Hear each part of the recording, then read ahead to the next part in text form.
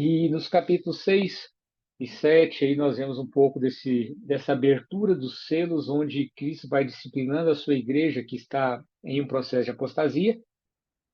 E nos capítulos 8, 9 aí, nós vemos então Deus disciplinando, ou Cristo mostrando como que ele está disciplinando aqueles que tentam atacar aqueles que são os seus servos ao longo dos séculos. E no capítulo 10, quando está chegando ao tempo do fim, em que algumas verdades bíblicas deveriam ser compreendidas, é então é apresentado um chamado para que o povo desse tempo pregasse uma mensagem. E que mensagem é essa que deveria ser pregada? Nós vamos compreender um pouquinho mais ao longo dos nossos estudos aí. Já estamos quase terminando essa parte 1, temos apenas mais alguns encontros, e a gente vai terminar essa parte 1, esse módulo 1. Mas é importante nós entendermos que sabe, há uma luta, né, entre o bem e o mal. E Satanás, sabendo que esse tempo do fim Deus pregaria uma mensagem, teria uma mensagem para esse tempo, ele vai então levantar um movimento que de alguma maneira vai minar essa confiança total na palavra de Deus. Isso a gente começa a ver no Apocalipse 11. E aí aqui no Apocalipse 11, nós vimos semana passada das duas testemunhas que tinham poder aí, né, para profetizar durante 1260 dias, vestidos de saco. Nós já vimos aqui uma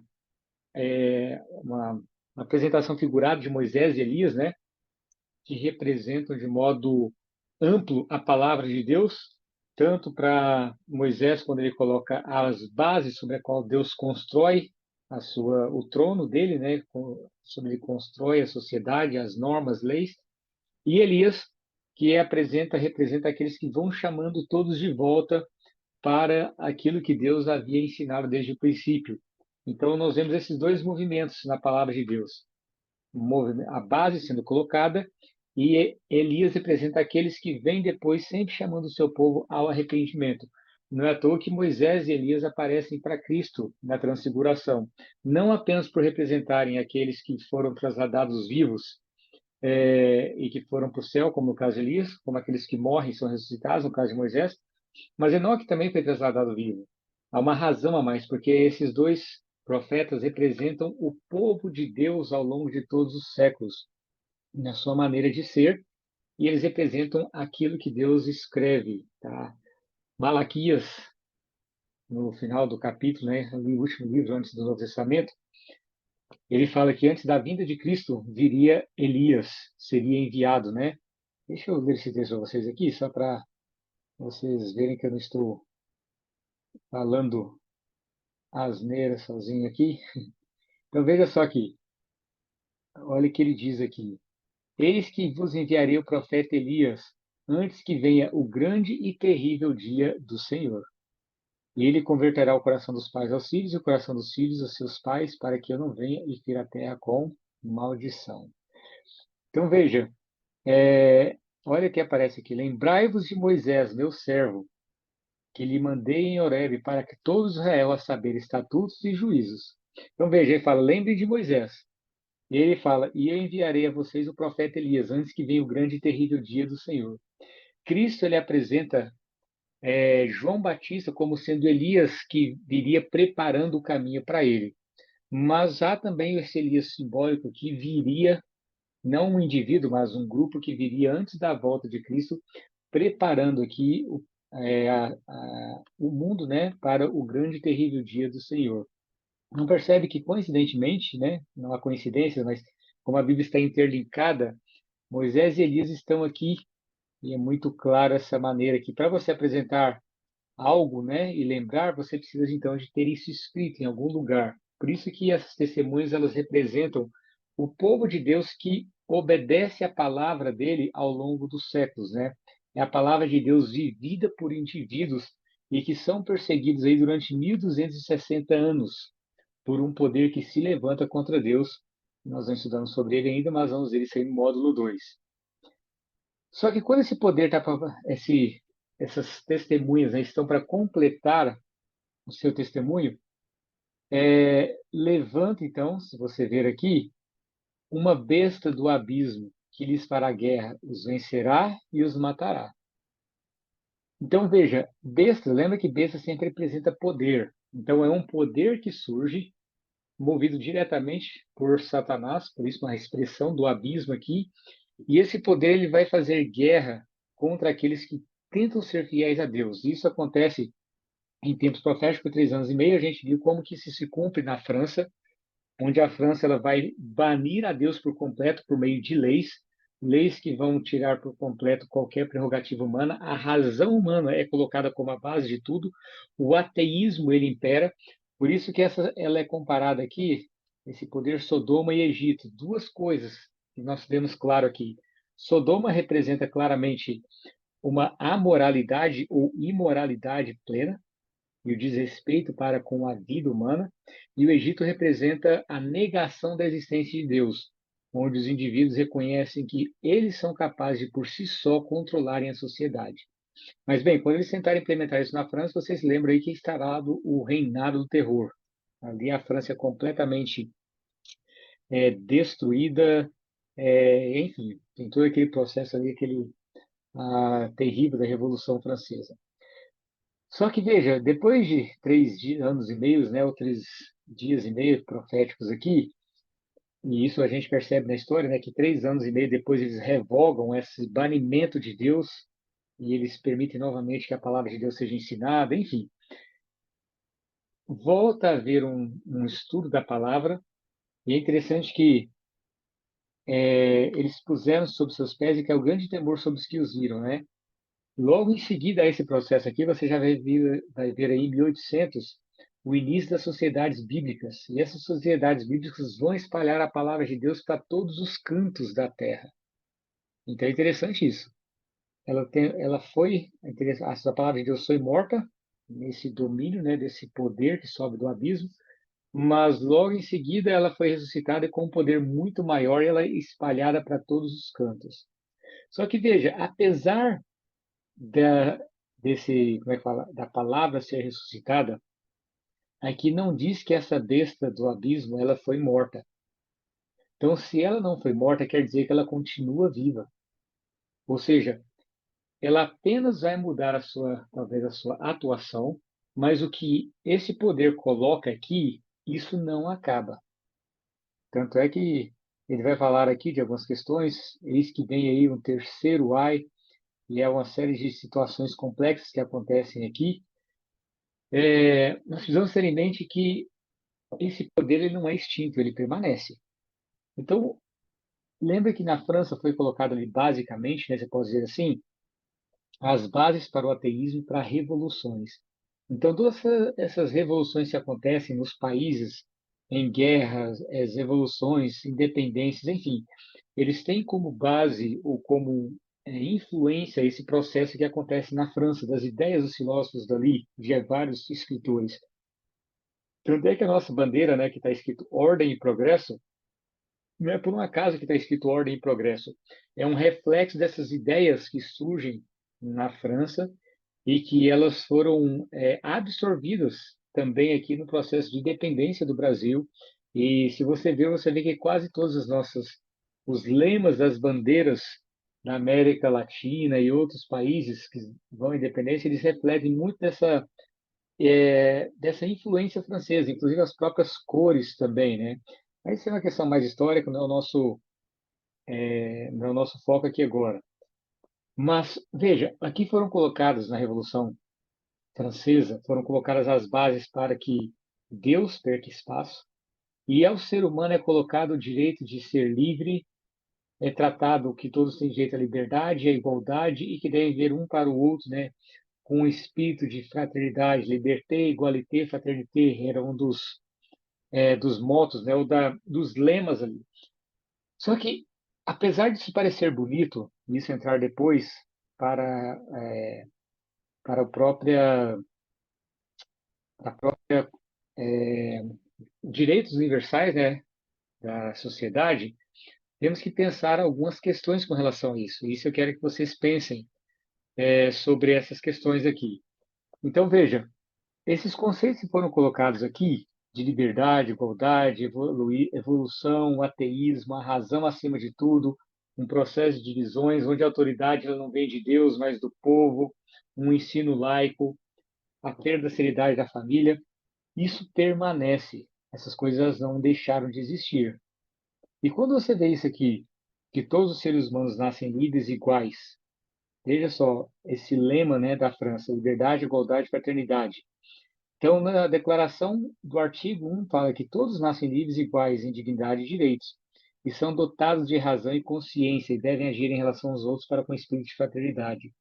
Isso aqui parece bonito, parece legal, mas há uma sutileza nisso aqui, muito intensa.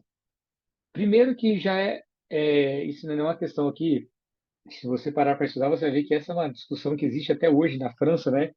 Da utopia desses três bases, né? Porque se você quer ser livre, você tem que abrir mão de as pessoas serem iguais, porque para você ser livre, você tem que fazer algumas coisas e os outros não podem impedir. Então não há igualdade. Mas se você opta pela igualdade, então você tem que tirar a liberdade. Se você opta pela fraternidade, então eu abraço as pessoas em nome do amor, mas elas podem fazer o que elas quiserem e está tudo bem. Não, mas não está tudo bem.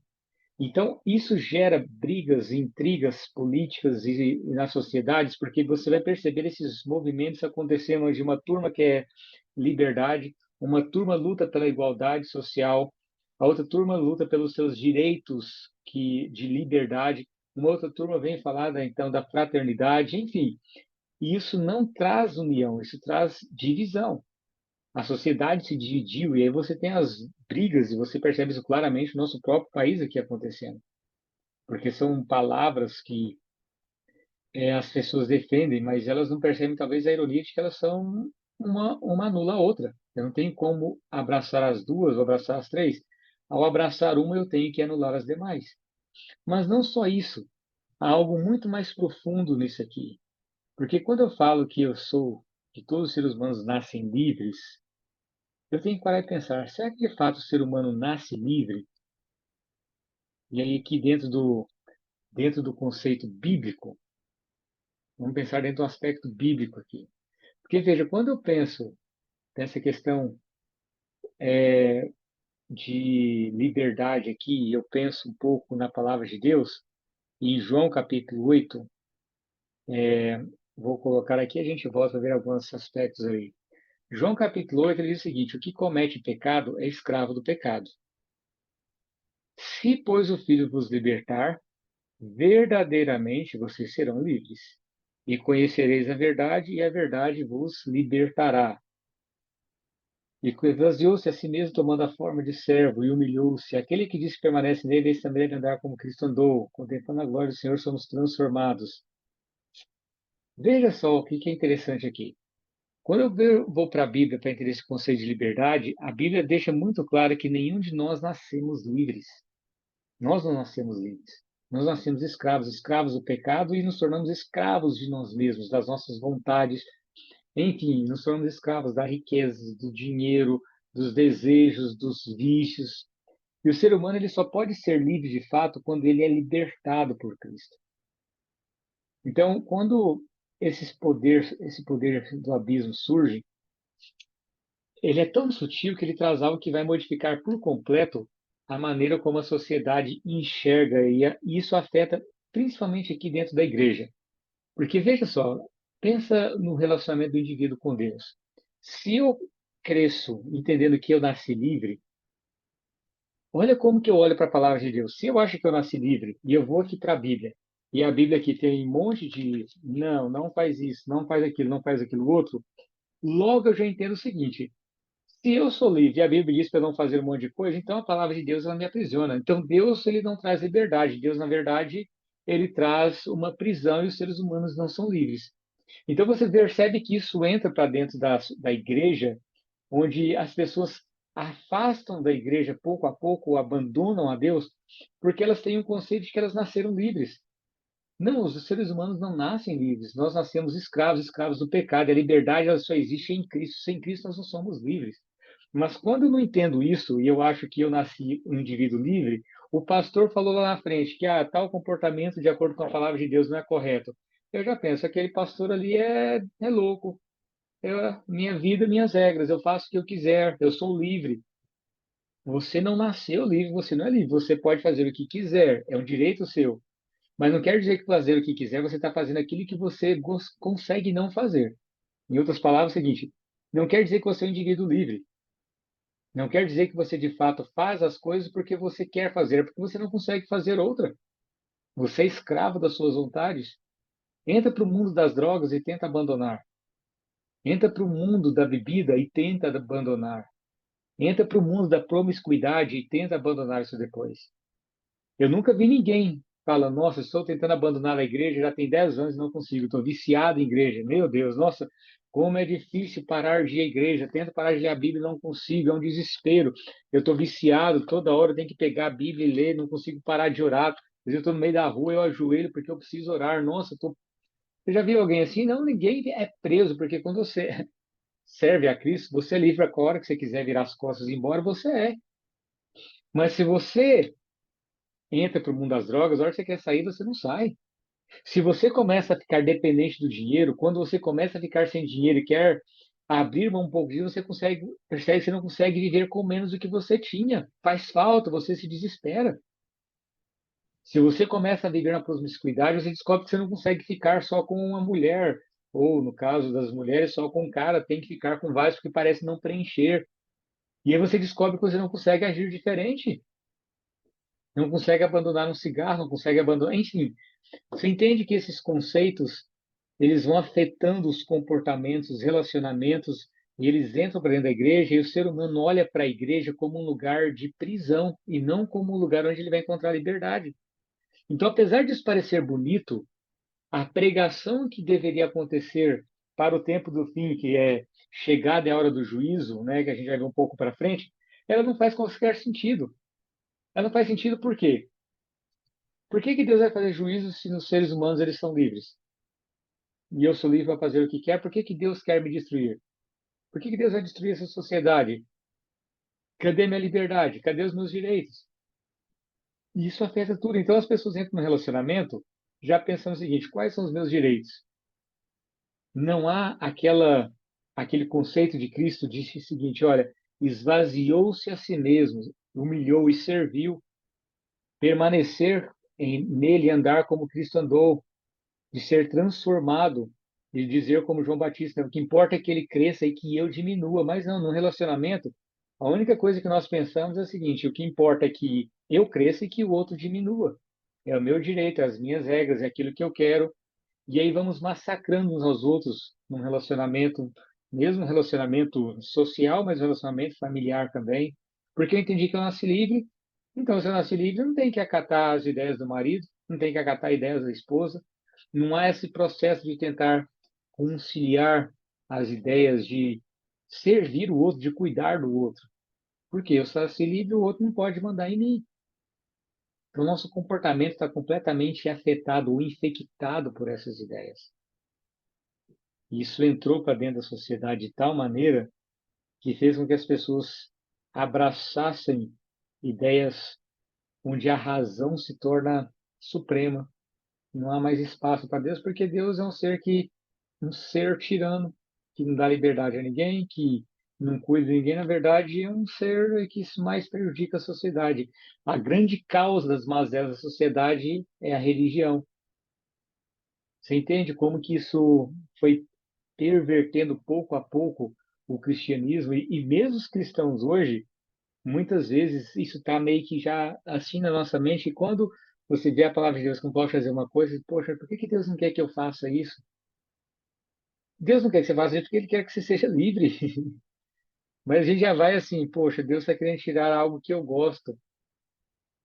Deus não quer a minha felicidade. Deus ele quer a sua felicidade. Justamente por isso que ele fala para você não fazer isso, porque isso que você acha que vai te tornar feliz, não vai. Cedo ou tarde vai cair sua ficha, só que ela vai cair tarde no momento que você já se destruiu por completo, e às vezes perdeu família, perdeu saúde, perdeu a vida, enfim. Então parece bonito, mas os seres humanos não nascem livres. Não nascemos livres, somos escravos do pecado. E a única igualdade que nós precisamos procurar é essa igualdade aqui, ó. Nós devemos procurar ser igual a Cristo, andar como ele andou. O único poder, e aqui não é uma crítica, tá? Entendam bem aqui, mulheres. Mas quando a gente abraça esse empoderamento, há um risco muito grande de a gente abrir mão do empoderamento do espírito. Entende? As pessoas hoje estão buscando mais o empoderamento feminino do que empoderamento do espírito. Não há problema algum em as mulheres lutarem pelos seus direitos e pela sua liberdade. Não há nenhum pecado nisso. Deus criou os seres humanos nesse aspecto com direitos iguais e devem ser bem cuidados. Mas quando se foca em empoderamento humano, racional e não empoderamento do espírito, você vai ter uma sociedade fadada ao fracasso. Porque as mulheres estão tentando se tornar igual aos homens, com os mesmos direitos dos homens. Tá, beleza. O dia que vocês conseguirem se tornar igual aos homens, sabe o que vocês conseguiram? Nada. Se conseguiram só se tornar pobres, miseráveis, como nós somos. Então vocês podem ter o direito ao mesmo salário, não tem problema nenhum. Mas não entenda, não ache que isso vai tornar vocês pessoas plenas e pessoas felizes. Não, apenas o Espírito, o poder do Espírito pode dar a nós um sentido pleno. Não tente se parecer com o outro ser humano, não vai resolver nada. Nada, não vai resolver nada. Então nós não nascemos livres, nós não nascemos como seres humanos, nós somos diferentes, nós temos que procurar sermos iguais a Cristo, imitar a Ele, e ponto final, e não imitarmos uns aos outros. Às vezes alguns de nós achamos isso aqui, né? Bem-vindo à igreja, você não vai precisar mais disso. Alguns veem a igreja mais ou menos assim. E alguns entram para a igreja e chegam na igreja e acham que não precisa usar mais a razão. Deixa o pastor falar, faz aquilo outro. Por isso que as pessoas criticam tanto a igreja. Porque, infelizmente, dentro da igreja também, as pessoas usam a religião para poder tornar pessoas escravas, por interesses econômicos. Então, assim, a liberdade de fato ela só existe quando a gente segue a Cristo e não segue o pastor. Eu posso dizer isso, eu sou pastor, mas cuidado em ficar seguindo o pastor. Não faça isso. Ah, eu tenho que consultar o meu pastor. Não, você tem que consultar Deus. Você pode pedir um conselho ao seu pastor, você pode pedir conselho para um ancião, para um levita, alguém da sua igreja que é da sua confiança, mas a decisão final tem que ser joelho no chão, Bíblia na mão e clamando a Deus para que você consiga de fato entender o que Ele espera de você. Não abra mão de pensar, não terceirize o pensamento. Há um tempo atrás eu vi no jornal que me doeu o coração. Um monte de pessoas em frente a uma igreja pastando, literalmente pastando. Deixa eu ver se até se eu acho aqui. Só ver se eu acho esse aqui para vocês verem. Só abrir aqui rapidinho. Vou achar aqui.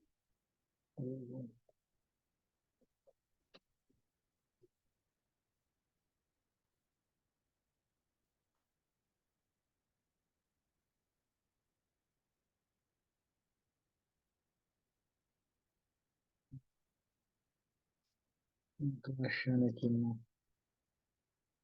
Não lembro qual que é o. Ah, achei aqui. Deixa eu compartilhar com vocês aqui. Gente, isso aqui me doeu o coração quando eu vi isso há um tempo atrás.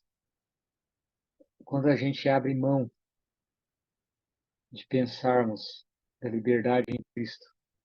Olha só isso aqui. Pastor manda fiéis comerem grama para se parecerem mais com ovelhas. E a galera foi. Olha que tristeza um negócio desse. A que ponto o ser humano chega quando ele abre a mão de pensar por si mesmo e terceiriza a sua consciência e não vai para a palavra de Deus? Isso aqui é uma das coisas que essa ideia da razão, a ideia de que eu consigo pensar e tomar decisões por mim mesmo, infectou a gente de tal maneira que nós não confiamos na gente, confiamos que somos capazes de até de ver a opinião do outro e discernir se a opinião do outro é boa ou não, e abrimos mão da palavra de Deus. Então, mesmo acreditando em Deus, a razão tem um poder muito forte, a gente racionaliza demais as coisas. E aí confiamos demais em nosso intelecto, e aí chega nesse ponto aqui, onde o pastor manda os fiéis comerem grama e eles vão, porque eles ficarão mais próximos de serem ovelhas. Então não abra mão de pensar por si, não abra mão disso. A liberdade ela só é em Cristo. Isso tem infectado demais a cada um de nós. E as consequências nelas elas vão se tornando cada vez mais desastrosas. Mas vamos aqui para a gente fechar aqui. Deixa eu compartilhar novamente a tela com vocês. Então, por favor, não abra mão de pensar, tá? É um pedido que eu faço, estude a palavra de Deus, porque busque o poder do Espírito para que você tenha esse discernimento das coisas, tá? Então, se pois o Filho vos libertar, verdadeiramente sereis livres. Só somos livres quando Cristo nos liberta. Tenha isso em mente.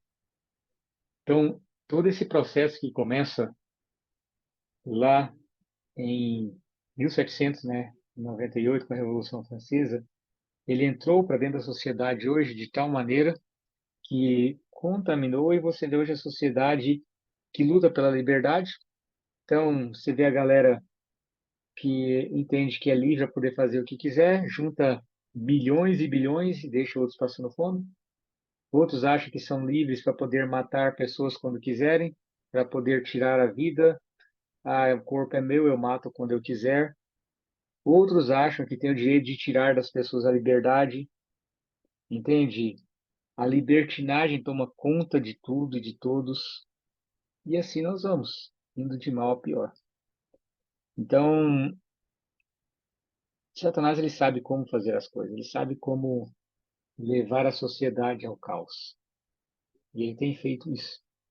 Então, a hora que nós vermos na próxima semana a mensagem que deve ser pregada para esse tempo, você vai entender exatamente por que que esse poder, Satanás traz esse tipo de conceito para esse tempo, porque ele vai justamente minar por completo a mensagem que deveria ser pregada, e as pessoas não aceitariam ela em hipótese nenhuma.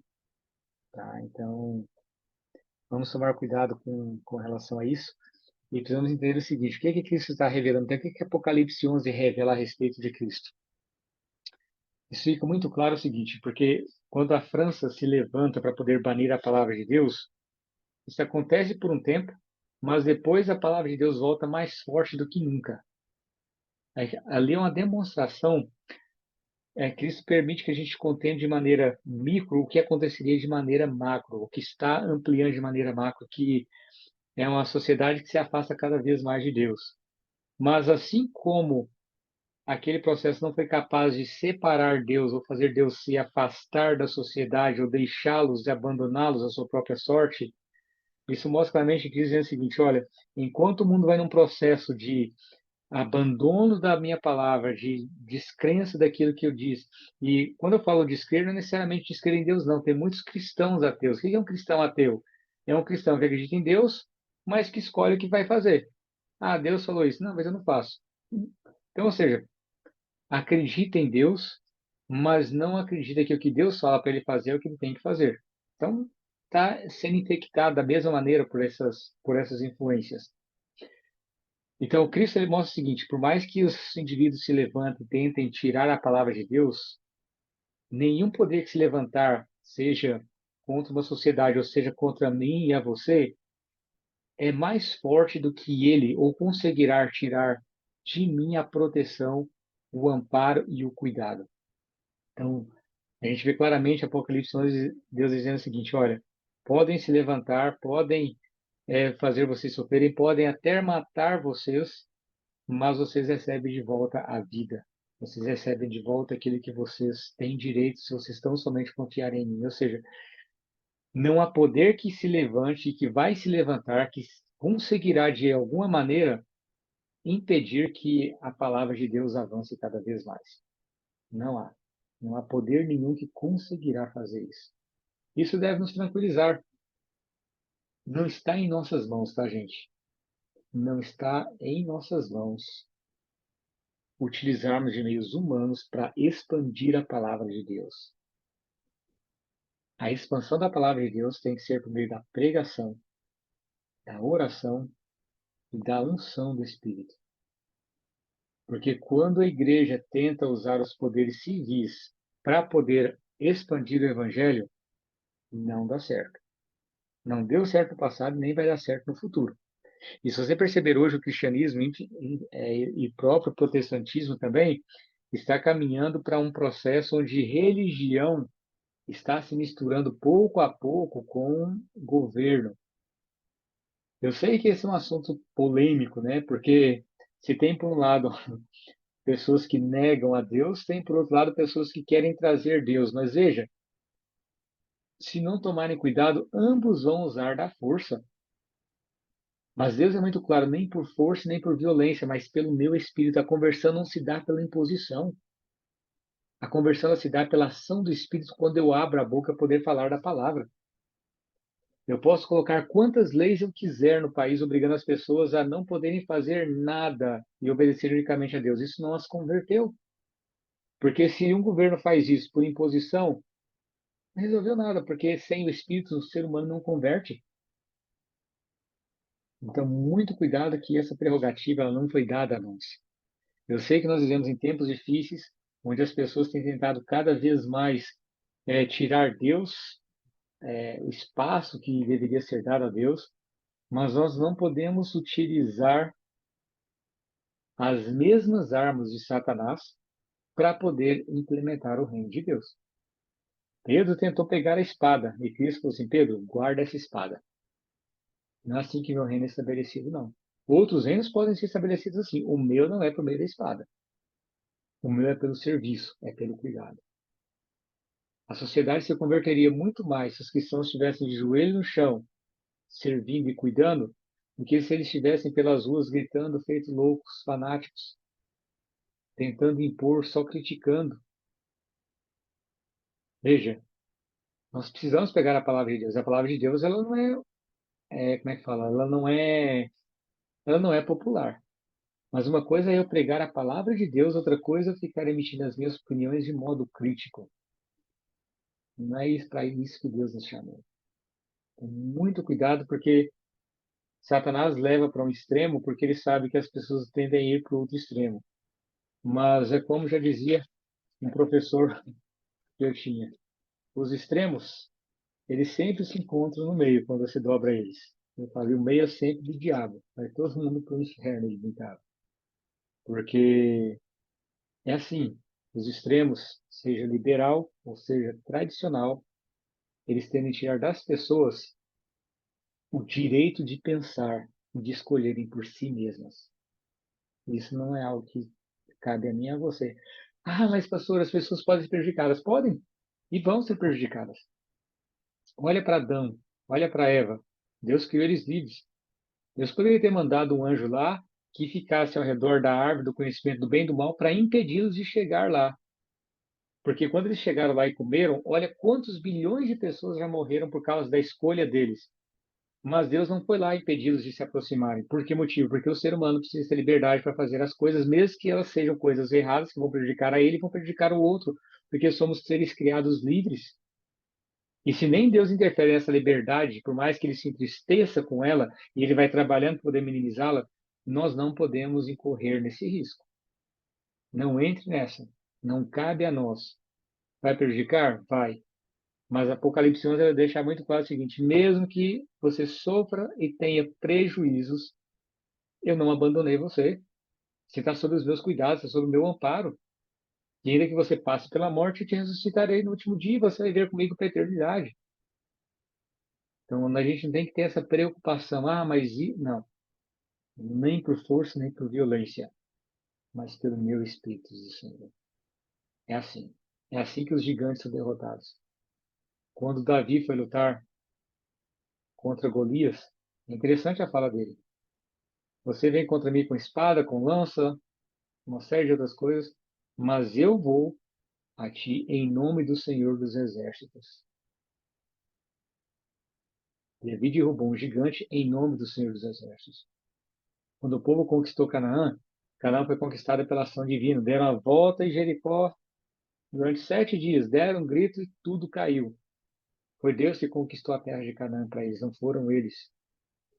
Eles foram apenas seguindo as instruções de Deus e Deus foi adiante deles. Então Deus precisa ir adiante de nós. Então, muito cuidado que Satanás criou uma, uma armadilha por um lado, e na tentativa de escapar dessa armadilha, ele colocou uma do outro lado, e muitos estão caindo nelas também. Os dois extremos. Precisamos tomar cuidado com isso. A palavra de Deus não é por meio, não é feita, né? O reino de Deus não é estabelecido por uma revolução de armas, mas por uma revolução do coração, uma transformação do coração. Sofremos. Quando temos líderes que não são tementes a Deus, a sociedade padece. Mas Cristo não nos abandona. Ele continua cuidando. Isso nos basta. Precisa nos bastar. Pelo contrário, eu posso entrar no caminho perigoso. Que Deus nos abençoe, que Deus nos conceda sabedoria e discernimento para esses tempos difíceis que estamos vivendo. E semana que vem avançamos um pouco mais aí na compreensão dessas mensagens, ok? Vamos ver aqui se alguém tem alguma ponderação, alguma pergunta.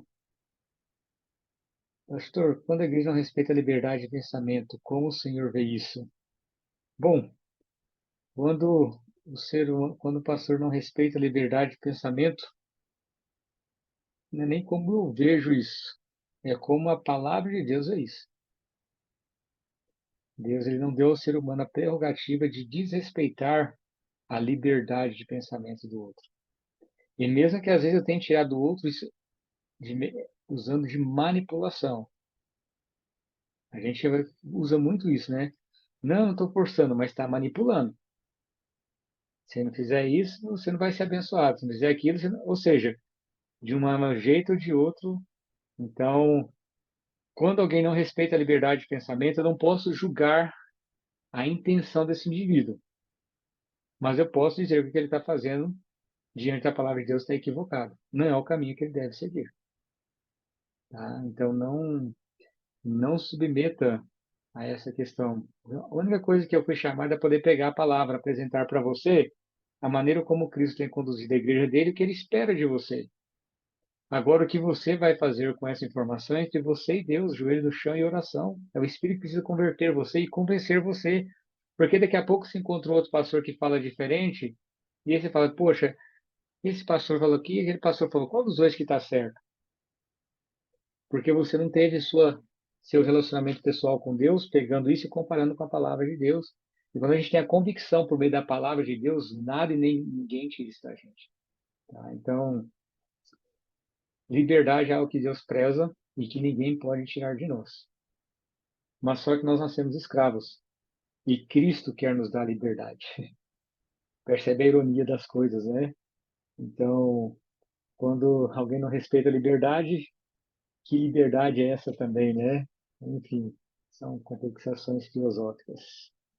Isso me libertou, mas às vezes me sinto presa por não poder opinar ou discordar a respeito de algo. Jesus ele disse: sejam simples como as pombas, mas prudentes como a serpente. Nós não podemos nos acovardar diante da palavra de Deus, de pregar a palavra de Deus. Mas nós precisamos saber, como disse Paulo na sua carta a Timóteo, para que você saiba dizer a seu tempo o que precisa ser dito. Se você perceber Cristo, ele nunca entrou em discussões desnecessárias. E quando ele foi perguntado se era o Filho de Deus, ele pegou, e aí o sacerdote fez ali que ele jurasse, né, com relação a isso. Cristo disse: de fato, eu sou o Filho de Deus e vocês me verão vindo nas nuvens dos céus. E aí ele disse a realidade. Mas se você perceber, há um momento para você dizer as coisas. Só porque algo é verdade, não quer que deva ser dito a qualquer momento. Tem um momento em que as pessoas estão preparadas para poder receber essas coisas. Às vezes a gente prepara o indivíduo para poder receber uma notícia de uma doença ou de que alguém morreu, né? A gente procura fazer isso para poder causar um impacto menor. E às vezes a gente acha que com a palavra de Deus não é a mesma coisa. É um processo. A luz, o pecado nos cega. E para compreender a palavra de Deus, é um processo. Porque, como diz o Provérbios, né? A palavra de Deus é como a luz da aurora, que vai brilhando mais e mais até ser dia completo. Então, para mim e para você, Viviana, se você perceber, Deus ele vai concedendo pouco a pouco conhecimento, entendimento das coisas. Então, em algum momento eu preciso me perguntar, eu preciso realmente opinar sobre isso? Eu preciso realmente dizer isso? Entende? A necessidade vai mudar? Não vai mudar? Ou não? É um momento que se eu não disser algo, eu estarei negando a Deus. Então, diga. Diga e que as consequências venham. Aí você não poderia se acovardar. Aquele que negar o meu nome, eu também o negarei, diz Cristo. Mas, do contrário, nós não precisamos também dizer as coisas sem que as pessoas estejam preparadas para poder ouvir. Tá? E se tem algo que eu acho fantástico também, é que é quando eu descobri que eu não preciso da opinião de tudo. Eu dou opinião se eu quiser, se não preciso estar dando opinião de todas as coisas que estão acontecendo aí. Às vezes as pessoas pedem, né? Para mim, principalmente para mim como pastor, tem muita gente que liga, pastor, qual a sua opinião sobre isso? E cara, a minha opinião é minha. Mas o que você acha? Não acho nada. Ah, mas não, eu tenho as minhas convicções, mas as suas convicções têm que ser entre você e Deus. Teve um que me ligou, pastor, em quem que eu devo votar? Eu voto no Lula ou no Bolsonaro? Eu disse, minha irmã, que pergunta, mas que eu não vou te responder. Não cabe a mim dizer para a senhora se você deve votar em Lula ou Bolsonaro. Por mais que eu tenha as minhas convicções, as minhas ideias, a minha visão a respeito de um ou de outro, eu não posso dizer para a senhora o que a senhora deve fazer, porque essa é uma decisão, em última instância, que parte de você. Deus deu para você uma mente para você pensar, raciocinar e escolher. Então, coloque o joelho no chão, pega a palavra de Deus, estude, ore e fala, Senhor, o que eu faço? Qual que de fato é a tua vontade diante disso aqui? E ele vai responder, não tenha dúvida disso. Ela me mandou mensagem depois dizendo, pastor, Deus me respondeu, estou feliz. Fiquei feliz que você não me respondeu porque eu discuti isso com Deus, a gente chegamos a uma conclusão, né? Eu não perguntei com quem ela votou, não era do meu interesse, isso é indiferente, mas eu não posso ter a consciência das pessoas. Posso ter a minha convicção, posso ter a minha visão, mas o que as pessoas devem fazer ou não, não posso dar opinião sobre isso. Elas devem ser livres para escolher, porque são elas que irão lidar com as consequências. Gente, é isso, falei demais. É esse 38, esse é um assunto que, tanto do ponto de vista filosófico quanto teológico, ele é bem complexo. Mas vamos avançando pouco a pouco aí. E Deus vai dando para a gente sabedoria e discernimento para os tempos difíceis que nós vivemos e que vão piorar cada vez mais. Vamos orar e finalizar por aqui. Semana que vem tem mais.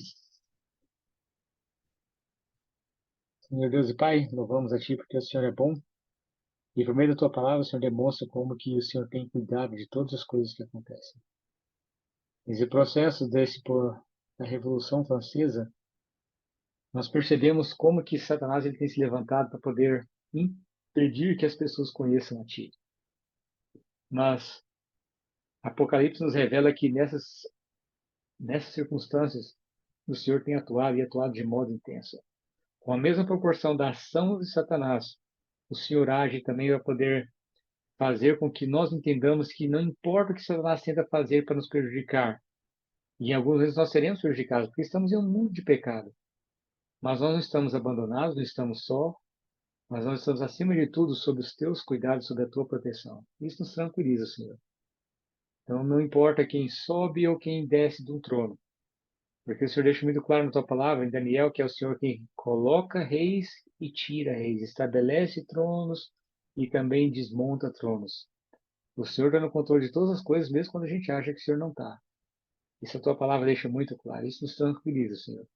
Nos dá certeza que não estamos abandonados e que esse mundo não está entregue à sua própria sorte e que não precisamos lutar usando as nossas armas. Precisamos usar as armas do céu para levarmos pessoas aos teus pés. Porque às vezes podemos até tirar pessoas de uma ideia ou de outra, mas se nós colocarmos no céu, não resolveu nada. É para isso que nós somos chamados. Fomos chamados a poder levar pessoas para o teu reino. Nos dê sabedoria para isso, pois nós oramos em nome de Jesus. Amém, Senhor. Deus abençoe vocês. Semana que vem a gente avança, beleza? Amanhã, se alguém quiser assistir novamente a aula, não teremos, ok? A não ser que eu consiga um tempinho lá, que eu vou ter uma reunião logo cedo. Se eu conseguir dar uma fugida, eu faço. Do contrário, eu coloco o link para quem não pôde participar hoje assistir amanhã cedo, beleza? Deus abençoe vocês. Uma ótima noite.